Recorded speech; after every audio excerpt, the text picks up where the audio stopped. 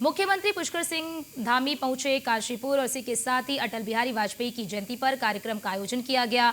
अटल बिहारी वाजपेयी की प्रतिमा का उन्होंने लोकार्पण किया और इसी के साथ ही केंद्रीय रक्षा राज्य मंत्री अजय भट्ट भी इस दौरान मौजूद रहे। मंत्री गणेश जोशी और इसी के साथ ही शिव अरोरा और विधायक त्रिलोक सिंह भी मौजूद रहे। तो देश के पूर्व प्रधानमंत्री अटल बिहारी वाजपेयी की जयंती के अवसर पर मुख्यमंत्री पुष्कर सिंह धामी ने यहां पर लोकार्पण किया। आप ये तस्वीर भी देख सकते हैं। मैं सर्वप्रथम तो आज भारतीय राजनीति के शीर्ष पुरुष, हम सब के प्रेरणा स्रोत, ओजस्वी कवि, प्रखर वक्ता और सबसे बड़ी बात उत्तराखंड के निर्माण में जिनका प्रमुख योगदान रहा, यानी कि मुख्य योगदान रहा, यानी निर्माण उत्तराखंड के निर्माता भारत रत्न श्रद्धेय स्वर्गीय अटल बिहारी वाजपेयी जी के जन्म जयंती के अवसर पर मैं समस्त प्रदेशवासियों को और आप सभी को बहुत ही अटल जी को भावांजलि अर्पित करता हूं और आप सबको बधाई देता हूं, क्योंकि उन्होंने पूरे देश के अंदर जो सुशासन की नींव रखी, जिसके बारे में अभी आदरणीय अजय भट्ट जी ने बहुत विस्तार से हमारे सामने बात रखी है। श्रद्धेय अटल जी की पुण्य स्मृति में मनाए जाने वाला सुशासन दिवस, उसकी मैं आप सभी को शुभकामनाएं देता हूं, बधाई देता हूं। हम सबके लिए सौभाग्य की बात है कि आज श्रद्धेय अटल जी का एक बहुत ही शानदार प्रतिमा यहां काशीपुर के अंदर लगाई गई है और इसका अनावरण करना मेरे लिए भी सौभाग्य की बात है, जो आज आप सबके मध्य में इस पुण्य भूमि काशीपुर में किया जा रहा है। काशीपुर हमारी शुरू से ही औद्योगिक नगरी रही है। भाइयों बहनों, चाहे एक कवि के रूप में हो, एक वक्ता के रूप में हो, प्रधानमंत्री के रूप में हो, एक व्यक्ति के रूप में हो, श्रद्धेय अटल बिहारी वाजपेयी जी का संपूर्ण जीवन राजनीतिक एवं सामाजिक क्षेत्र में कार्य करने वाले सभी के लिए, बल्कि मैं कहूंगा कि संपूर्ण देशवासियों के लिए हमेशा प्रेरणा स्रोत रहा है। उन्होंने जिस सादगी से और जिस प्रखरता से, स्वच्छ मन से देश की सेवा की है, वो हमेशा सभी के लिए अनुकरणीय रहेगा। वो सच्चे अर्थों में भारतीय राजनीति के अजात शत्रु थे। जिसका कोई शत्रु नहीं होता उसको अजात शत्रु कहते हैं, ऐसे थे श्रद्धेय अटल बिहारी वाजपेयी जी। खबर हरिद्वार से है, जहां पर दिव्य आध्यात्मिक महोत्सव का आयोजन किया गया और इसी के साथ ही हरिहर आश्रम में देश की कई बड़ी हस्तियों ने शिरकत की। केंद्रीय रक्षा मंत्री राजनाथ सिंह और ओम बिरला ने भी इस कार्यक्रम में शिरकत की। कार्यक्रम से पहले सीएम धामी ने इनका स्वागत किया। बता दें कि जूना अखाड़ा के आचार्य महामंडलेश्वर स्वामी अवधेशानंद गिरी के आचार्य महामंडलेश्वर के रूप में 25 साल पूरे होने पर 3 दिवसीय दिव्य आध्यात्मिक महोत्सव आयोजित किया जा रहा है, जिसमें देश भर के कई जाने माने साधु संत, राजनीतिज्ञ और आध्यात्मिक जगत के हस्तियों ने हिस्सा लिया।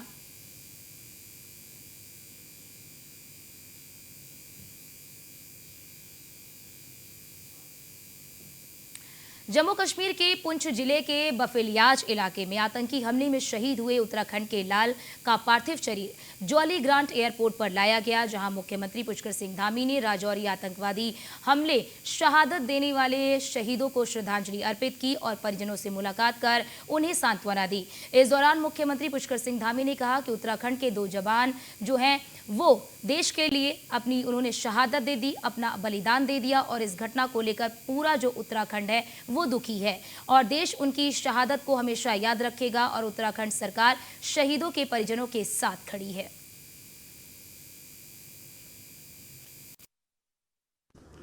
बहुत दुखद है, 2 हमारे जांबाज, हमारे परिवार के वीरभूमि के 2 जांबाज सैनिकों का वहाँ अपनी शहादत दी है।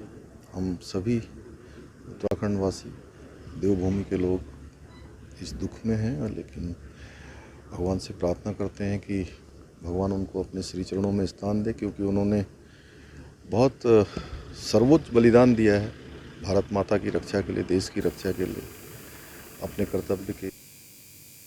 राजौरी में आतंकी हमले में शहीद हुए कोटद्वार के गौतम सिंह पंचतत्व में विलीन हो गए हैं। गौतम सिंह का पार्थिव शरीर तिरंगे में लपेटकर सैन्य सम्मान के साथ घर पहुंचाया गया। इस दौरान क्षेत्र में शोक की लहर देखी गई और जब तक सूरज चांद रहेगा गौतम तेरा नाम रहेगा, इन नारों से पूरा क्षेत्र जो है वो गूंज उठा। जब तक सूरज चांद रहेगा गौतम तेरा नाम रहेगा, इस नारे से पूरा जो कोटद्वार है वो गुंजायमान रहा। शहीद के अंतिम यात्रा में हजारों की संख्या में लोग शामिल हुए। कोटद्वार के मुक्तिधाम में सैन्य सम्मान के साथ शहीद का पार्थिव शरीर पंचतत्व में विलीन हो गया।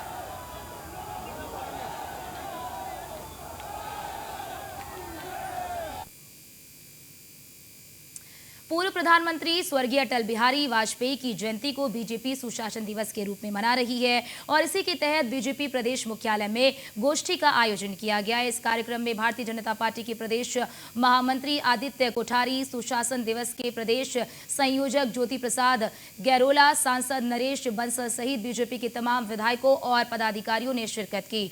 वहीं इस अवसर पर बोलते हुए राज्यसभा सांसद नरेश बंसल ने कहा कि स्वर्गीय प्रधानमंत्री अटल बिहारी वाजपेयी के कार्यों को हम नहीं भूल सकते हैं। अटल जी ने राजनीति में एक अलग मुकाम हासिल किया और उनके शासनकाल में देश का चहुमुखी विकास हुआ।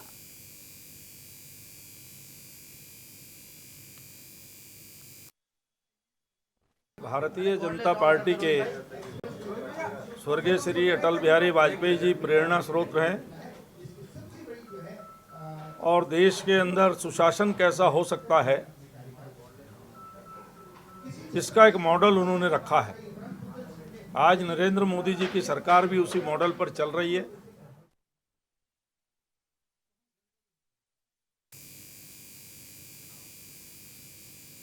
देहरादून में लोगों को जाम से निजात दिलाने के लिए प्रशासन ने पूरी तैयारी कर ली है और इसी क्रम में आड़त बाजार को शिफ्ट किए जाने की तैयारी की जा रही है। ऐसे में एमडीडीए वीसी ने बताया कि अभी केवल आड़त बाजार के लोगों को ही शिफ्ट किया जाएगा, क्योंकि शहर को जाम से बाहर निकालना है और ये प्रोजेक्ट 130 करोड़ का होगा।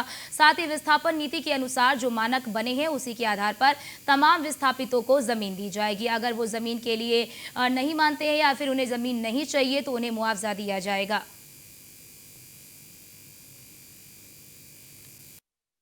से विस्थापन नीति तय की गई थी, जो सर्किल रेट का 2 गुना जो हमारा प्रतिकर है जहां से हम हटाएंगे उनको शिफ्ट करेंगे और जहां पर इनको शिफ्ट किया जाना है उसका हम उतना ही ले रहे हैं जो उसके डेवलपमेंट पे हमारी कास्ट आ रही है, तो उतना ही उनको देना है।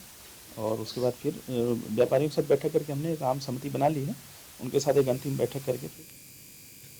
देहरादून में कांग्रेस के वरिष्ठ उपाध्यक्ष सूर्यकांत धस्माना ने प्रेस कॉन्फ्रेंस की, जिसमें उन्होंने आरोप लगाया कि राज्य के भू कानून को बीजेपी सरकार ने कमजोर किया है। उनके मुताबिक तिवारी सरकार के समय जो भू कानून लाया गया था उसे राज्य के लिए काफी उन्होंने मुफीद बताया, लेकिन आज उत्तराखंड का जो आम जनमानस है वो अपने जल जंगल जमीन के अस्तित्व पर मंडरा रहे खतरे को लेकर आशंकित होकर सड़कों पर उतर आया है। दूसरी तरफ प्रदेश सरकार इस मुद्दे पर कमेटियों के नाम पर जनता को गुमराह करने का प्रयास कर रही है। उत्तराखंड की जनता के लिए सबसे मुफीद भू कानून 2002 में कांग्रेस की एनडी तिवारी सरकार ने बनाया था, जिसमें राज्य से बाहर के लोगों के लिए आवासीय उपयोग के लिए 500 वर्ग मीटर भूमि क्रय करने की कह लीजिए कि सीलिंग लगाई गई थी और इसी के तहत तब कांग्रेस सरकार ने राज्य में लगने वाले उद्योगों को इस शर्त के साथ भूमि देने की व्यवस्था की थी कि यदि वो इसके प्रयोजन में बदलाव करते हैं तो जमीन राज्य सरकार में शामिल हो जाएगी। बाद में बीजेपी सरकार ने इस भू कानून को नुकसान पहुंचाते हुए औद्योगिक और व्यावसायिक उपयोग के लिए कृषि भूमि की खरीद के लिए सरकार की अनुमति की आवश्यकता को समाप्त कर दिया। यदि सरकार इस मुद्दे पर गंभीर है तो सबसे पहले 2002 के बने कानून में फिर से बदलाव समाप्त करे। देखिए, आज राज्य की जनता के मन में एक बहुत बड़ी आशंका है कि उसका जल जंगल जमीन सुरक्षित नहीं है, उसको छीनने का खतरा है। इसी का आज देखा आपने कि कितनी बड़ी संख्या में स्वतः स्फूर्त हजारों लोग अपने जल को, जंगल को, जमीन को बचाने के लिए सख्त भू कानून और मूल निवास के प्रमाण पत्र के लिए सड़कों पर उतरे। ये इसलिए हुआ कि राज्य के अंदर 2002 में जो कांग्रेस की सरकार ने, तिवारी सरकार ने जो भू कानून बनाया था, उस भू कानून को 2017 के बाद से लेकर के 2022 तक भारतीय जनता पार्टी की सरकारों ने। खबर पौड़ी से है, जहां पर पौड़ी जिले के यमकेश्वर विधानसभा में 23 सितंबर 2022 को जेसीबी से वनंतरा रिसोर्ट तोड़ने वाले जेसीबी ऑपरेटर दीपक ने कोर्ट में गवाह दी और इस दौरान उसने खुलासा करते हुए कहा कि रिसोर्ट को 2 बार तोड़वाया गया था। एसडीएम और पुलिसकर्मियों की देखरेख में रिसोर्ट की बाहरी दीवार तोड़वाई गई। उसके बाद स्थानीय विधायक रेणु बिष्ट ने जेसीबी को दोबारा बुलवाकर अंकिता के कमरे समेत 2 कमरों को विशेष तौर पर तोड़ने के आदेश दिए, जिसके बाद अंकिता के पिता ने विधायक रेणु बिष्ट की विधानसभा सदस्यता को रद्द करने की मांग की है। साथ ही मांग पूरी न होने पर कलेक्ट्रेट में अनिश्चितकालीन धरने पर बैठने की चेतावनी भी दी है।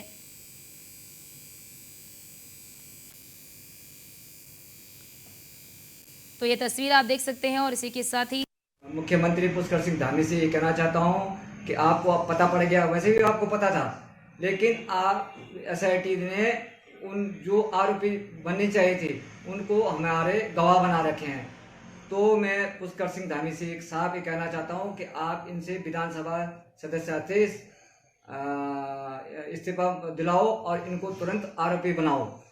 और दूसरी बात यह है कि जो एसआईटी द्वारा पुष्पदीप के जो 6 महीने पुरानी जो कॉल रिकॉर्डिंग निकाली गई, तो मैं एसआईटी को कहना चाहता हूं कि आप 16 सितंबर 28 अगस्त 2022 से 28 सितंबर 2022 की कॉल डिटेल निकाली जाए, किनकी, इन तीनों की, पुलकित आर्य।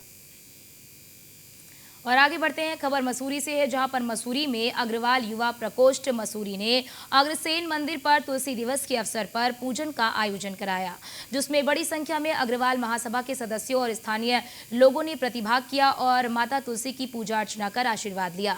इस दौरान मसूरी अग्रवाल महासभा के अध्यक्ष अनुज तायल, महामंत्री संदीप अग्रवाल ने कहा कि सनातन धर्म में तुलसी का विशेष महत्व होता है और इसके लिए सनातन धर्म के अनुयायियों के घर पर रोजाना सुबह और शाम तुलसी के पौधे की पूजा उपासना की जाती है। उन्होंने कहा कि सनातन धर्म में तुलसी की पूजा करना बहुत ही शुभ माना गया है। इस वर्ष भी अग्रवाल युवा प्रकोष्ठ के द्वारा जो है तुलसी पूजन दिवस पर तुलसी पूजा का आयोजन किया गया है। अग्रसेन महाराज जी की प्रतिमा के समक्ष हम जो है हर साल यहाँ पर तुलसी का पूजन करते हैं और विशेष रूप से तुलसी का, जैसा कि हमारे न केवल हमारी भारतीय संस्कृति बल्कि हमारे धर्म के अंदर भी एक विशेष स्थान है और अपनी धार्मिक मान्यता के अनुरूप हमारे आस्था है, उसके अनुरूप भी जो है हम जो है उनका पूजन करते हैं। और माना जाता है कि जहाँ पर तुलसी का वास है वहाँ पर जो एक सकारात्मक जो वातावरण बनता है, सारी नेगेटिव एनर्जी दूर होती है। अग्रवाल युवा प्रकोष्ठ द्वारा अग्रसेन मूर्ति स्थल पर आज तुलसी पूजन का आयोजन किया गया है। तुलसी पूजन की महत्ता वेद पुराणों में भी वर्णित है और उसी को आधार मानते हुए आज हम तुलसी दिवस का आयोजन कर रहे हैं। तुलसी दिवस का आयोजन 25 दिसंबर के अवसर पर हर वर्ष किया जाता है। क्रिसमस को लेकर पुराने सेंट फ्रांसिस चर्च में तैयारी पूरी हो चुकी है। बताते चले कि लोग चर्च में जाकर प्रभु यीशु मसीह को याद करते हुए नजर आ रहे हैं। इस क्रम में फादर एमरोश राहुल ने बताया कि हजारों की संख्या में श्रद्धालु प्रभु यीशु मसीह के दर्शन करने के लिए आते हैं और इसी के साथ ही उन्होंने क्रिसमस के महत्व को बताया और कहा कि क्रिसमस का त्यौहार प्रेम और शांति और आपसी भाईचारे के साथ सभी को मनाना चाहिए और जहां कोई भी अप्रिय घटना ना हो, सभी मिलजुल कर इस त्योहार को मनाएं। पूरे विश्व में अभी लड़ाई झगड़े चल रहे हैं, प्रभु यीशु मसीह यहां पर शांति एवं प्रेम का संदेश लेकर आए हैं। क्रिसमस एक प्रेम का पर्व है और ये याद दिलाता है कि ईश्वर का बेटा इस धरती पे आया। वचन कहता है कि ईश्वर ने मनुष्य को इतना प्यार किया कि उसने उसके लिए अपने इकलौते बेटे को समर्पित कर दिया, ताकि जो कोई उसमें विश्वास करे उसका सर्वनाश ना हो। ईश्वर का इकलौता बेटा इस दुनिया में आया एक प्रेम के खातिर।